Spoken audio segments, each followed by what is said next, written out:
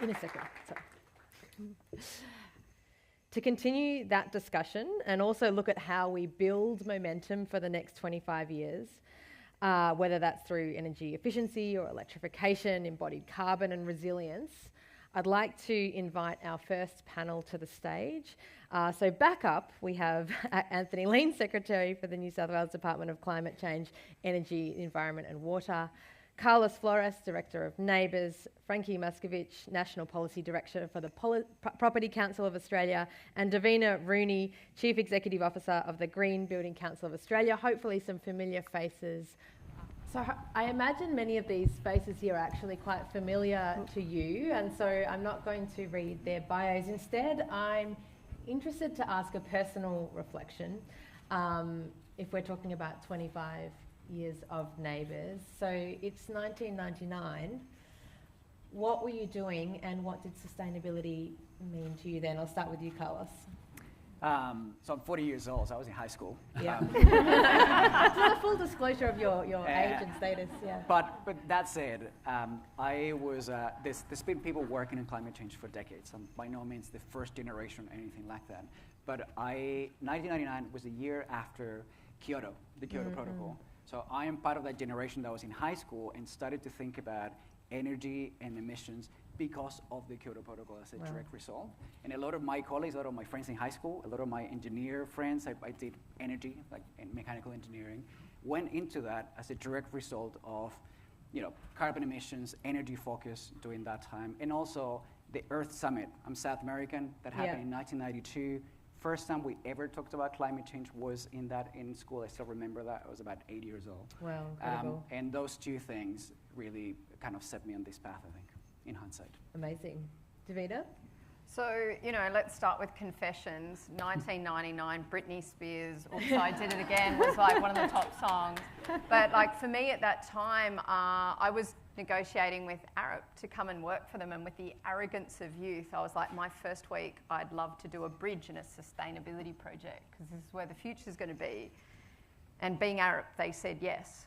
And so, it was, for us at the time, a lot of this was emerging, and then there was an idea that you had to have a core engineering background to work out what the levers of change were. And I can see many partners in the room from that time. And to be frank, I would just love to acknowledge the leaders who 25 years ago, or let's be honest, 28 years ago, were fighting for this to happen. So you know who you are, and a number of you have joined us online today, and thank you. Thanks. Anthony? Yeah, mine's probably a little bit more embarrassing because I can't actually remember where I was in 1999. I think I was actually doing legislation to build the GST into the workers' comp system, which is perhaps the most arcane thing you could possibly do. But I'll jump a couple of years forward. In about 2002, I went to work at what was then the Cabinet Office in the New South Wales Government. And within that was the Greenhouse Office. And when I sort of reflect back on that now, it's really quite amazing that at the centre of government at that point, they were starting to think about this stuff in a serious way. But to confess, I mean, it really just wasn't on my radar until I came across the Greenhouse Office and understood that, we were actually at that point starting to lead the way on sustainability. Yeah, thank you. Frankie? I was in year 9 at high school. I was confessing earlier, I was like, I have brain fog from having 2 kids. I don't remember what I was doing in 1999. But with Davina's markers of Britney Spears and Carlos's marker of Kyoto, I think the thing that I would remark that set me on a bit of a different path was that in year 9 you choose electives where you now no longer have to only study the subjects that they dictate for you. And I'd chosen, I think, computer like ICT, like how to use Excel spreadsheets, and it was awful. and I'd not put myself down for like physics, like advanced physics, and I was reconsidering my career kind of early stage thinking. I was a Formula One rev head, so I was like, I want to be an engineer, so I need to switch everything up. And I'd been to UNSW, where I ended up studying, and they had a student race car team, but also the solar race car team, which maybe some of you will be familiar with.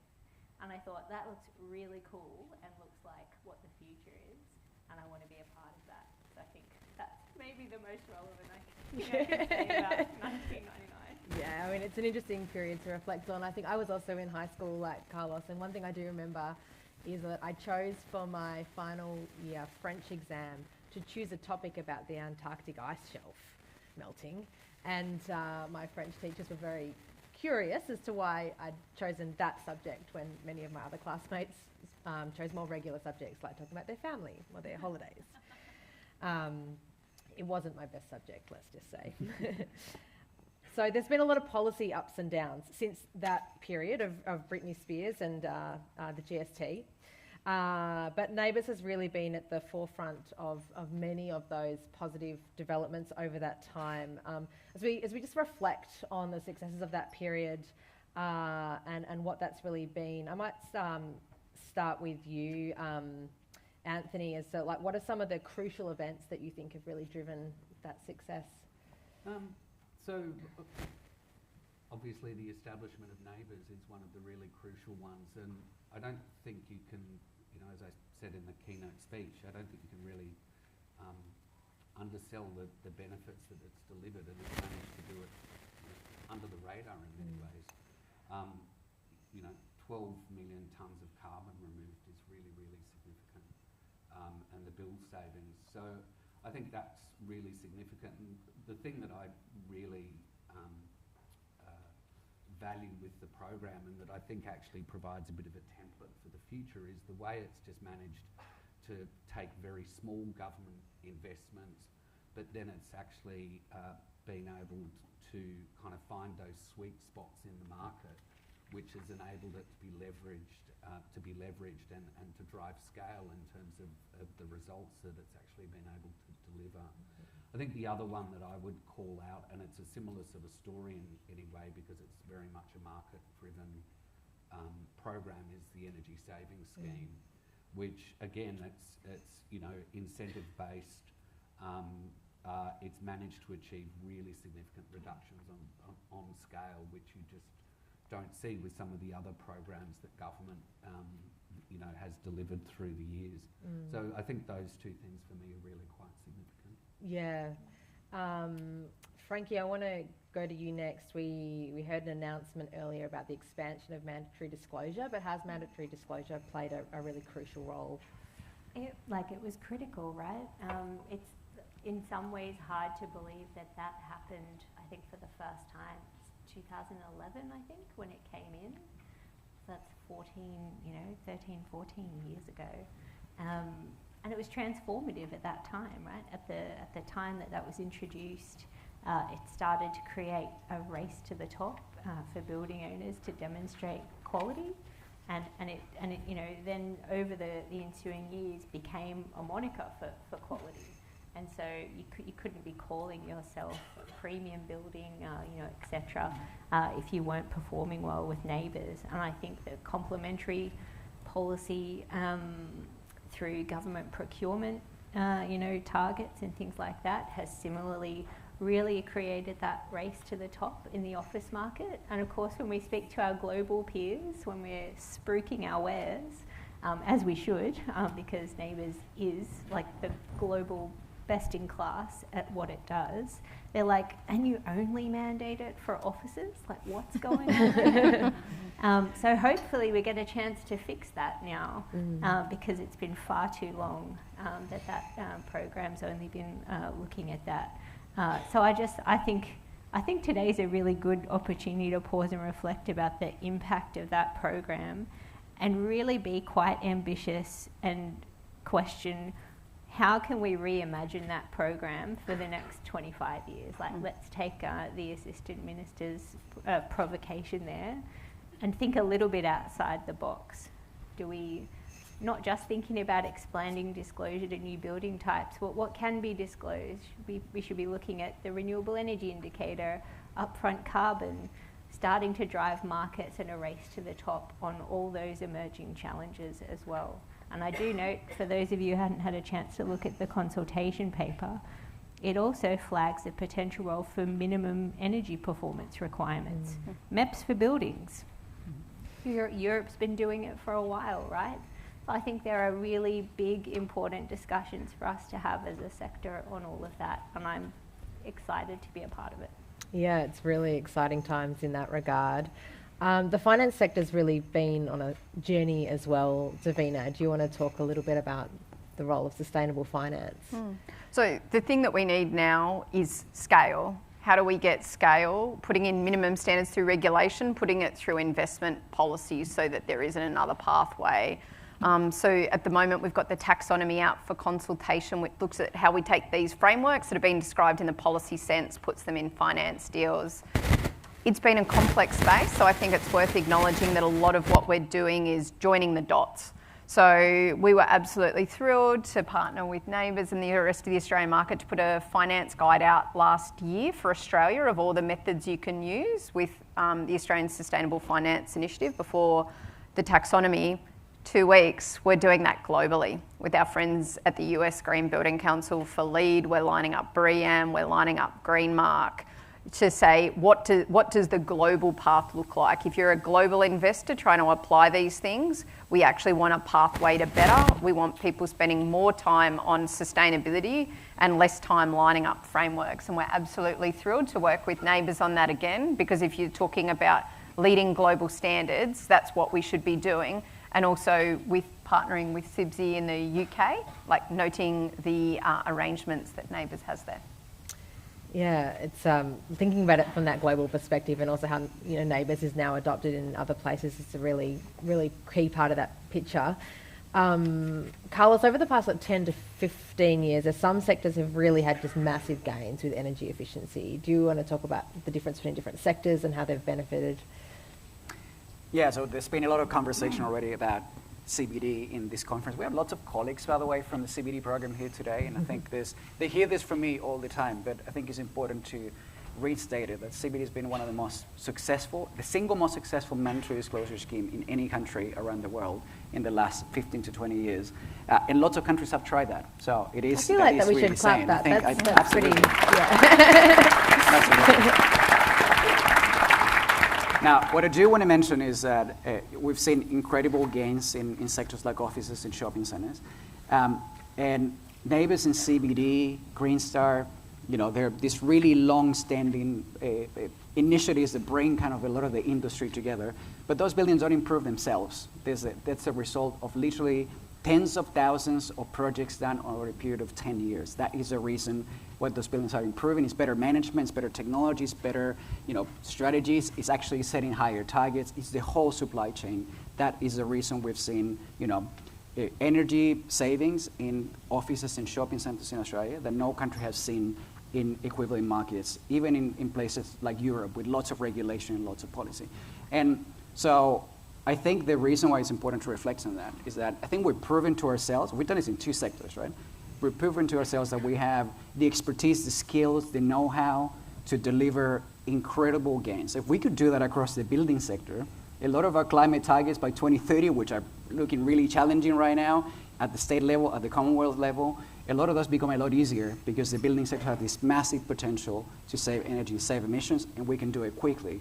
But we actually need initiatives that create demand for that actually bring that information forward, that get a lot of owners to want to get 30, 40, 50% of savings. Lots of buildings can achieve that. Lots of buildings could have achieved that 20 or 30 years ago as well. And so the difference in some of those sectors is that we're creating an ecosystem where lots of owners want to do those. They can benefit from actually getting better ratings and better targets. And there's a really skilled industry that has been growing and is really ready to scale up. And I do think the announcement this morning about the potential of expanding CBD is actually the opportunity to bring lots of other sectors where we haven't seen those savings. The savings are still there, but now we have a much bigger building sustainability space that can realize them a lot quickly. Yeah, amazing. So we've really come a huge way with many, many different factors in the last 25 years. But if we turn our attention looking ahead, 2050, there's still a huge amount to be done to reach our 2050 targets.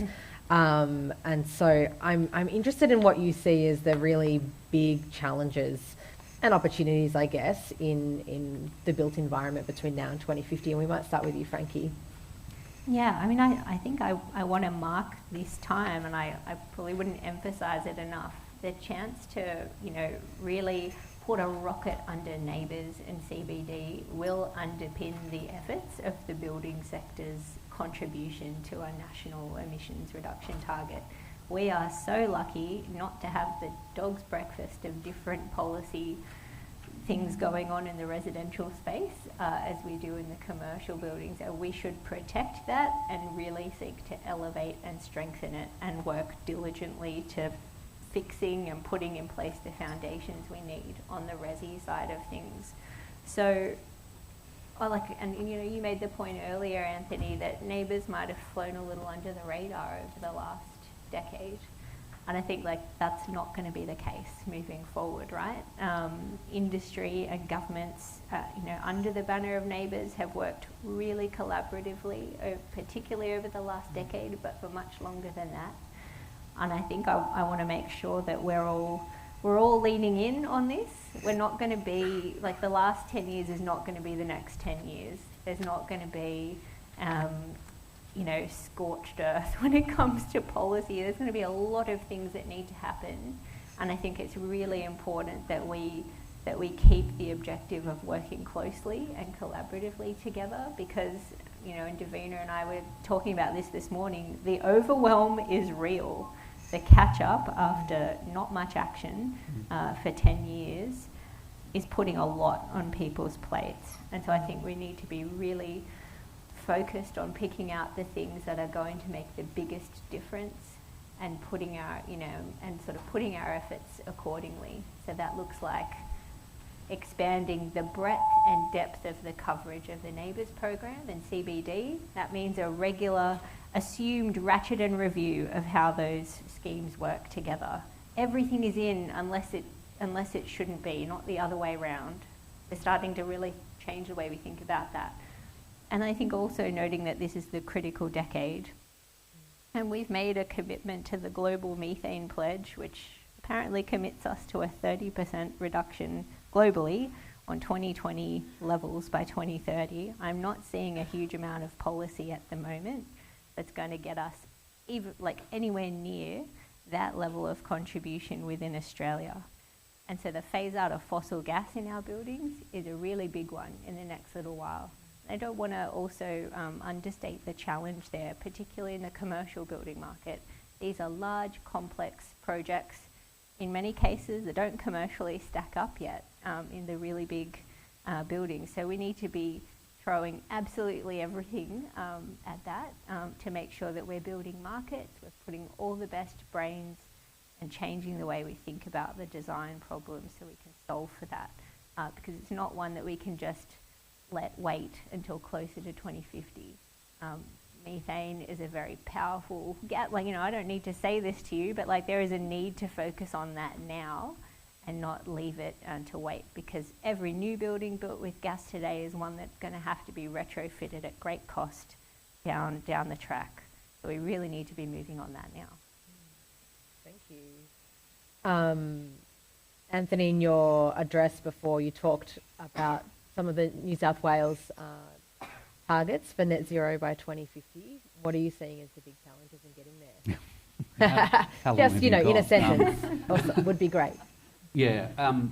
So we've obviously got the legislated targets in New South Wales, and we report on our trajectory against that. And from later this year, the new Net Zero Commission will report independently on that to Parliament as well. The latest modelling that we've released has shown that we're within range for 2030 and 2035, but it's by no means certain that we'll get there. We've got a really ambitious program around delivering clean, reliable energy through the electricity infrastructure roadmap. That gets us a long way to where we need to get by 2030 and 2035, but to make sure we get there, we need to do more in those other hard-to-abate sectors, which includes transport, heavy emitting industries, but of course the built environment. And so I think, you know, the expansion that's been, or the consultation on the expansion that's been announced today is actually really timely, because I think that will significantly help get us to where we need to get by 2030 and 2035. I think, and then ultimately 2050. We've also, the government's also committed to looking at gas and its, you know, role or how we can sort of reduce reliance on gas as part of the response to the energy roadmap checkup that was done last year. So that, you know, may start to look at some of these issues as well. But clearly what's been announced today is really significant, along with the pilot around embedded emissions, which I think is going to be really significant. Can I piggyback on what Anthony was saying? I think the one thing that is going to be very different going forward compared to the last 20 years working in this space is that we have climate targets at a national level in most states that are no longer just about something happening 3 decades into the future. We have 2030 targets. We've seen, for example, you mentioned this already, Anthony, but last month, New South Wales came with modeling saying, hey, we have a risk that we may not meet the 2030 targets unless we do more than we have out there. The Climate Change Authority in 2023, late last year, if you read that report, said that we actually have a risk that we might blow our budget for 2020 to 2030 that we committed to Paris unless emissions begin to decline really rapidly in the next couple of years. So those things were not happening before because we're looking at 2050, and that's 10, 12 governments away in the future, whereas 2030 targets are what we're doing in these governments having a huge impact on whether we're going to achieve that or not. And they're changing, and we're looking at ideas beyond the things we're doing as business as usual in governments in ways that we weren't doing a few years ago. And because we're having these targets that are short to medium term constantly from now on going into 2050, I do think we're going to see sectors like buildings, which sometimes have been a little bit neglected when it comes to policy, coming into sharp focus because we're the biggest user of electricity and because no sector has more gas users. We have the highest number of individual fossil fuel users because we have millions of gas taps in homes and commercial buildings. So I do think that's a bit of a game changer when it comes to policy, and it's going to bring a lot more action in the building sector going forward. Yeah, and 2030, just if you haven't clocked, is 5.5 years away. Just, you know, it's pretty soon. But in that time, we also have, you know, our population isn't static, so we're dealing with this, you know, changes in targets, but also the fact that population is growing. Like, Davina, how do we think about some of those issues around community resilience? Every sleeper sustainability issue has woken up. You know, so we're in a climate crisis, we're in a biodiversity crisis, we're in an affordability crisis. The issues of nature are coming even more heavily into the built environment. You know, the horror bushfires of 2019, 2020 have fundamentally changed the status of our species. Species that were endangered are now, you know, critically endangered. And the long-standing infrastructure or land corridors are actually now being developed. So we are right at the forefront of these issues. On the resilience side, you know, like my son who forgot to do his homework, we forgot to do enough of our homework on, you know, avoidance. So we have a huge amount of work to do in resilience. When we were talking about sustainability, 25 years ago, we were talking about what would happen in our grandchildren's time. Those things are happening right now. Our buildings are not designed for the future that we're in. So, you know, today we're talking about how do we do really clear definement on the things we know how to do as a sector. At the same time, we've got to work on these complex issues, map methods of measure around them and drive them. The challenge for this generation of professionals is that it's everything all at once, all at the same time. And that's why we're so lucky to have, you know, programs like NABERS, partnerships like this, where we actually drive better together so we can take it a lot faster than we have a generation ago because we're running out of time. Yeah, that's, I mean, such an important thing to keep in mind that all of those impacts, and we've seen them, you know, we're feeling them right now. They're not a future problem at all. Let's move to embodied carbon, which is part of this equation and something that we've talked a little bit about today. And Anthony, in your address before, you talked about the launch of the National Embodied Carbon Framework. This is such an important piece of the puzzle that we're just starting to get on top of. And Davina, we might stick with you on this. Like, it's complex. Like, how do we think about it? It's complex, but it's fundamentally important. I mean, you know, when we started looking at this, as the grid decarbonises, you know, the contribution from buildings, we did a study a few years ago and said about 15% of Australia's built environment emissions were in embodied carbon. That moves to 85% by 2050 if we don't do anything. The elephant in the room is here. And then we started looking at the complexity of methods, and we have to focus on this right now. You know, it's been such a thrill to partner with NABERS to bring this forward. What's fascinating is we already have the federal government saying that they're going to implement these measures from 1 July. Minister Plibersek's announcement on circularity and embodied carbon says that it'll work with the NABERS frameworks, Green Star and another methodology. This is the first time we have policy mandating procurement items that are still in pilot. That's how fast this space is moving. But there's such a fundamental need to move together so that we actually are seeking alignment. We want more action on better concrete rather than more people gaming which database to use to get the right outcome. That's the clarity that NABERS has brought to this space in the energy side, and that's why it's so important to work together right now to drive this area. Carlos? No, I just want to say that you know, there are people who've been working on embodied carbon for decades. But I think the great majority of us in building sustainability have not. So 2 or 3 years ago, it was still a nascent topic in a lot of conferences. You want to transform this year. Felt like it was half of the conversations were about embodied carbon in buildings, new buildings coming up, what policies can we bring in. And in that period of time, we've seen a lot of policy development happening at local councils, in lots of states, and also at the Commonwealth government level. This is how fast this topic is moving. And the reason, and I think it's important to mention it again, the reason is that the electricity grid is decarbonizing rapidly. And with that, every year, embodied carbon is a bigger portion of the total emissions of the building sector. It's on track to be the largest source of emissions at some point in the next 15 to 20 years, probably around the 2040 mark. And this is much harder emissions to abate because they're about the emissions from steel and cement and glass and aluminum. Some of those are not, most of them are not going to decarbonize with the electricity grid. This is harder investments on green hydrogen, all electric technologies, some technologies that are very early on and need scaling and costing down. And so the role we have as the building sector is that we are the demand for those products. The majority of steel and cement goes into buildings and infrastructure. And if we use our demand and create a demand for low carbon products, we can be a game changer for the industrial emission sector. And so I wanted to make that point because we often think about the building sector in isolation. How do we reduce our emissions? And embodied carbon is how do we use our immense procurement power collectively to decarbonize another big chunk of Australian society, which is the industrial sector. I do think I'm super excited. We're going to have a lot later on the conference to talk about that.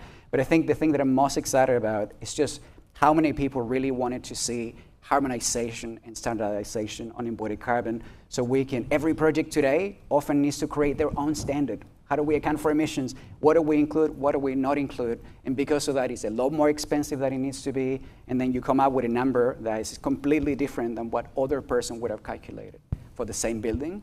This is going to make this cheaper. We're going to be able to focus a lot more over the next decade or two, instead of on how do we measure embodied carbon, how do we actually have better building design, how do we have better procurement for products. And I do think it gives us the chance to do what we've seen with, again, NABERS, Green Star, CBD, some of these national initiatives that have been long-standing, bring the focus into actual climate action by settling and having really good measures on how do we measure and how do we report. So singing from the same song sheet and getting on with making buildings better rather than worrying about how we're going to measure them. It's such a critical pathway to make things faster and more efficient. Anthony, if we're talking about embodied carbon, like increased transparency on this really drives more demand, I guess, for low carbon products. Just thinking about, how are you thinking about the role of policy in accelerating some of the transitions?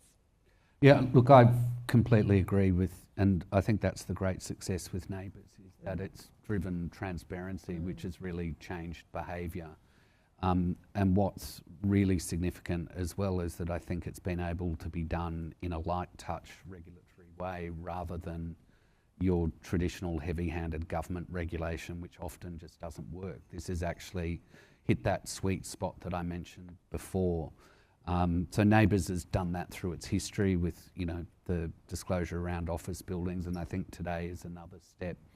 you know, with the piloting of the embodied carbon standard. And, you know, as we move forward, I mentioned in the keynote speech some of the things that we're already starting to do, where we're starting to think about embodied carbon within, you know, the work that government does. And I think, as you know, now that we've got a clear standard on how to do that, we're going to jump forward in leaps and bounds quite quickly. And ultimately, as Carlos says, it will lead to changes in those markets that are, you know, hard to reduce emissions. Demand will start to drive behaviour change in those areas, and I think it's really significant. Yeah, thanks. Frankie, any thoughts? Yeah, I mean, I think we've noted the increasing kind of interconnectedness of different sectors of the economy that we've, I think, to date have looked at a very siloed approach, you know, transport, energy system, buildings, industry.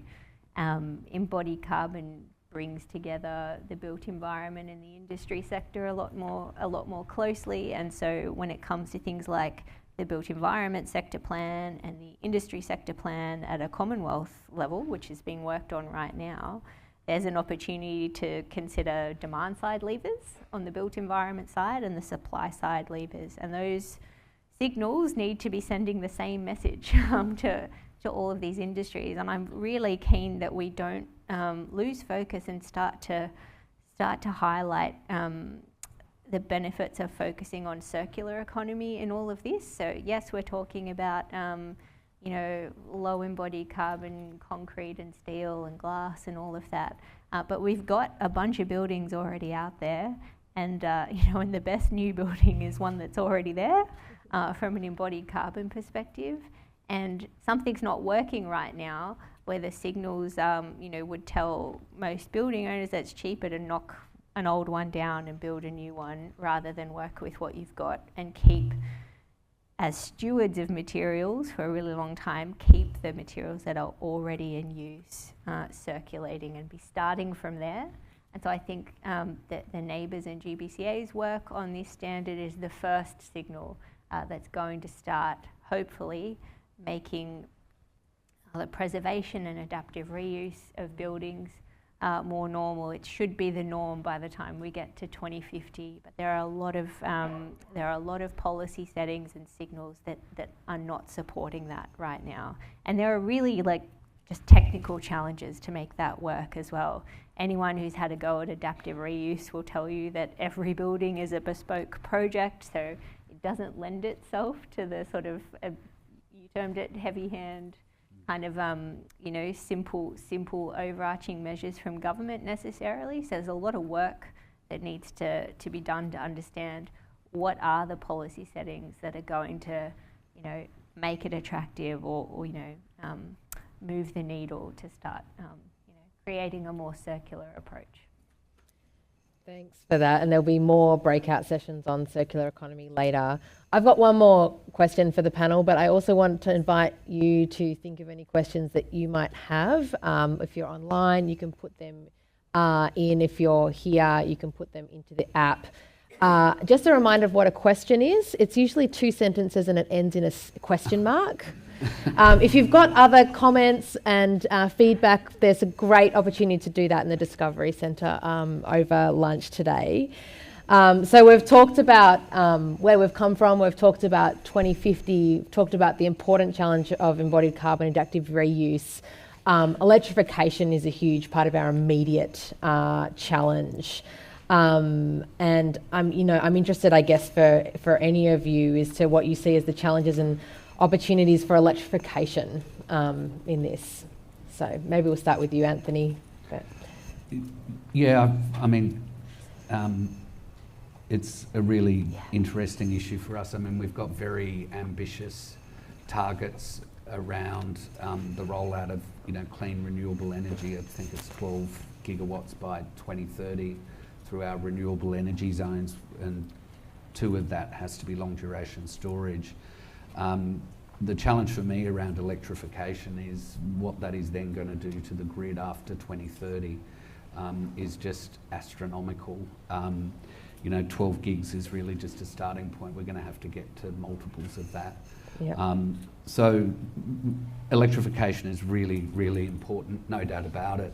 But I think it's where sort of energy efficiency really comes in as well, because, you know, we need to, you know, as we shift gas to electricity and we use clean, reliable energy, we also really need to be focusing on reducing demand to try and minimise those long-term, you know, the long-term needs that we need from electricity generation as well. So that's the big challenge for me, and I think post-2030 there's a whole lot of things we need to be thinking about now, like the design of the, you know, the electricity market and all of that sort of stuff. But it's why it's important with this focus on embedded carbon now, that it might actually get us to a position, you know, in the early 2030s where we're actually starting to reduce the demands on the grid itself. Yep.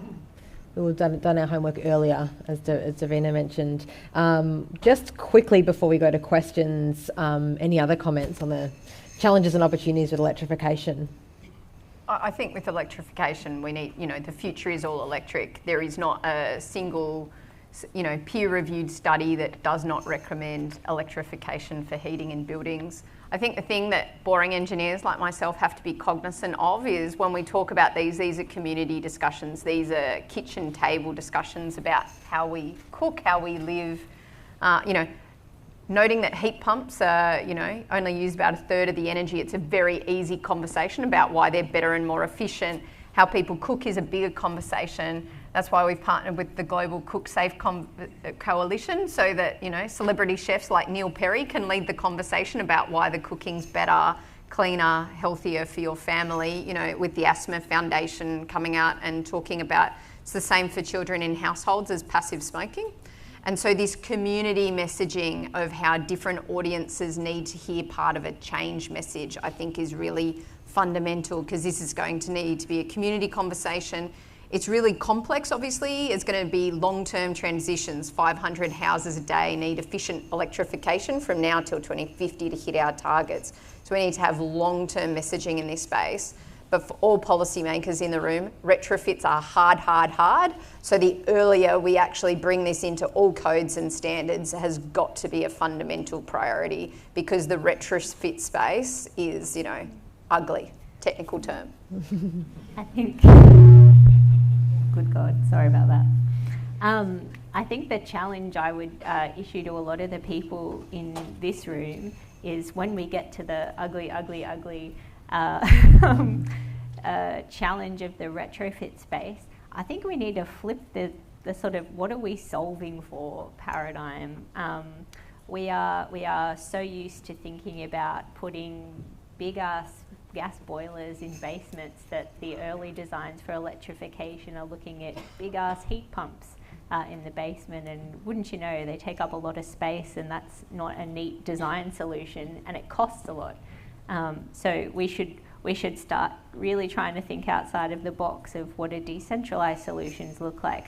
Do we need to be feeding, dare I speak the word sufficiency, do we need to be pumping hot water up, 70 floors of office buildings so people can wash their hands with nice warm waters? Like, I think we need to really rethink what we're trying to solve for, because it should make the hard retrofit challenge a little easier if we're not just trying to replicate what we do now, but all electric. And I think to Anthony's point, the advocates of electrification electrify everything, like yes, but efficient electrification. We don't want to see a mass rollout of poor efficiency equipment that undermines the case we're trying to build here.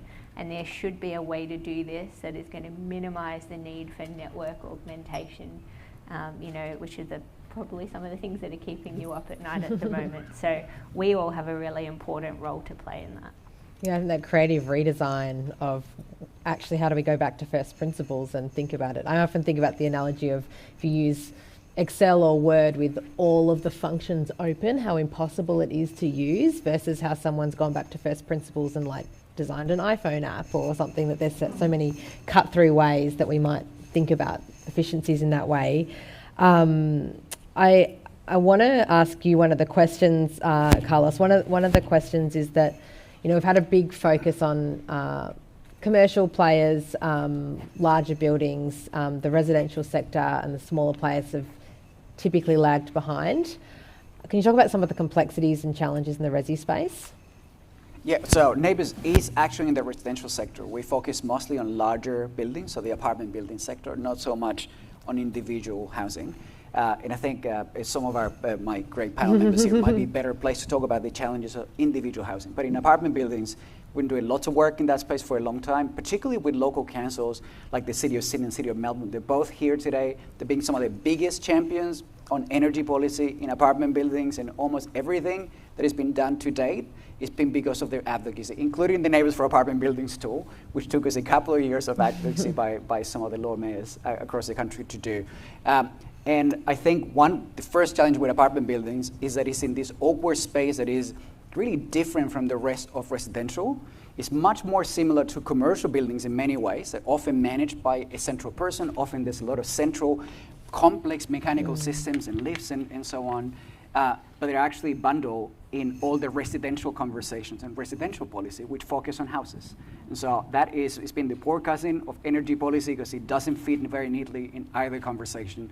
And we need to do a lot more to make sure that we do that. I think part of the challenges in residential, specifically when we talk about electrification, but also about energy efficiency, is that it's complex. Everyone who works in strata or lives in strata here may know that you need to convince a lot of your neighbors to convert your building from, using gas to all electric. That's quite difficult to do. There isn't a lot of programs actually supporting people through that, and so a lot of the incentive schemes are actually more complex because you still need to convince your neighbors to do it. So there's some inherent challenges on apartment buildings that we need to tackle more centrally, because they are just the nature of that sector. Now, the good thing is that we've seen a lot of individual champions in a lot of the strata committees coming in, bringing all the neighbors on board in achieving amazing things. So we have climate champions in a lot of these medium and high-rise buildings. And my problem that I think we need to be solved for is how do we empower those individuals so they can bring their neighbors along, and we can do the projects as buildings need to drop, 30, 40, 50% of their energy consumption, which a lot of these buildings can, and so we can transition a lot of the central fossil fuels to all electric solutions. Yeah. I'd just add a point there as well.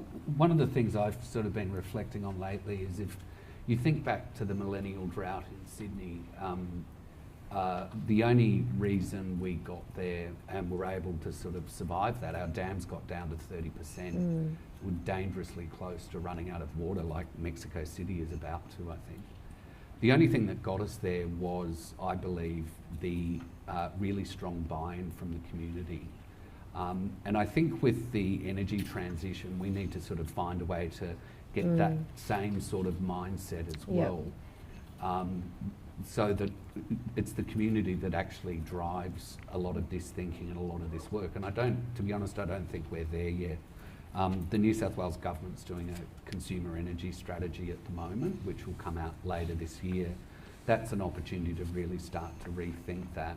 But I think that's going to be a key piece of the puzzle. And it goes to your point, Frankie, as well. You also need to change the way people who use buildings think about things if we're actually going to get behaviour change, which will drive demand to change the way we configure buildings as well. And I'll be blunt, our biggest problem in resi is I know more about the energy efficiency of my fridge than my house.